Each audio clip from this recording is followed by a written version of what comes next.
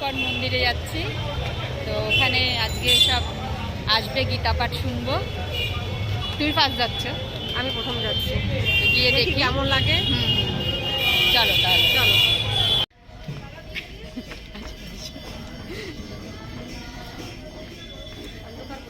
হ্যাঁ, কীর্তন হচ্ছে এখন।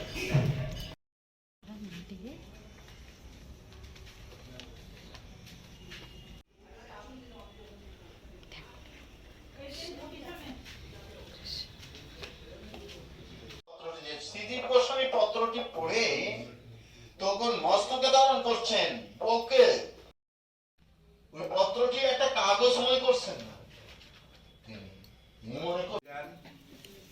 সকলে একবার আমার সঙ্গে বলুন, হরে কৃষ্ণ হরে কৃষ্ণ হরে কৃষ্ণ কৃষ্ণ কৃষ্ণ হরে হরে হরে কৃষ্ণ।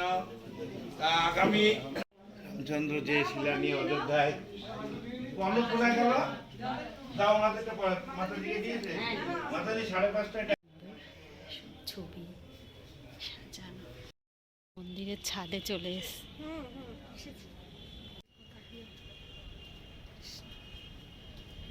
এটাই তো ঠিক লাগলো।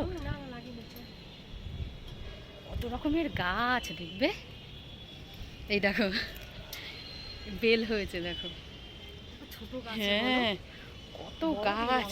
হ্যাঁ দেখে আসো, খুব পরিষ্কার পরিচ্ছন্ন। হ্যাঁ প্রচুর গাছ কিন্তু। এই যে দেখো কত সুন্দর গাছ, ফুল ফুটেছে। এই সবেদা গাছ দেখো হয়েছে, সবেদা।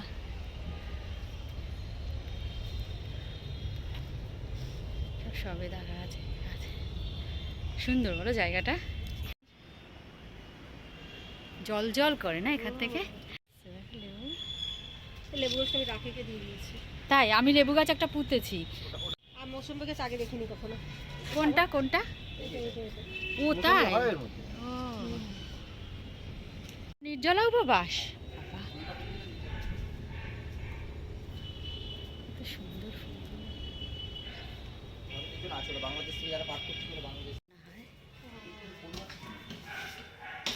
কিন্তু এই রান্নাঘরটা মনে হয় কোনো এর সময়, এটা খালি রথের সময় যখন হয়, পাঁচ তখন ব্যবহার করা হয়। রথের সময় হয় না?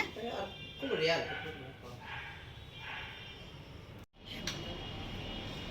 সব রয়েছে বাড়িটা। পেঁপে টেপে সবই হয়। এই দেখো বস্তায় থাকে না।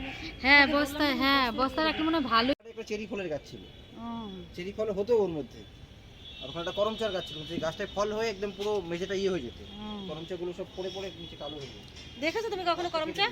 করমচা কোনটা জানো? টক লাগে। হ্যাঁ করমচা, হ্যাঁ। বাজারে যেগুলো চেরি বলে বিক্রি, এবার ওই সিজনাল ফুলগুলো লাগানো হয় এখানে। ওটা মানে ইয়ে হয়, গাঁদা ফুল লাগানো হয়, এত বড় বড় গাঁদা ফুল হয়।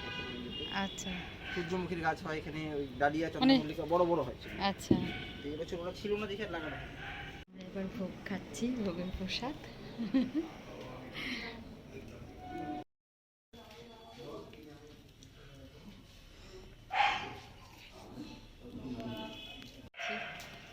অনেকক্ষণ থাকলাম, বলো তাই না? খুব ভালো লেগেছে। বয়সটুকু না হলে 60 বছর না হলে ছাড়া যাবে। আমি এর জন্য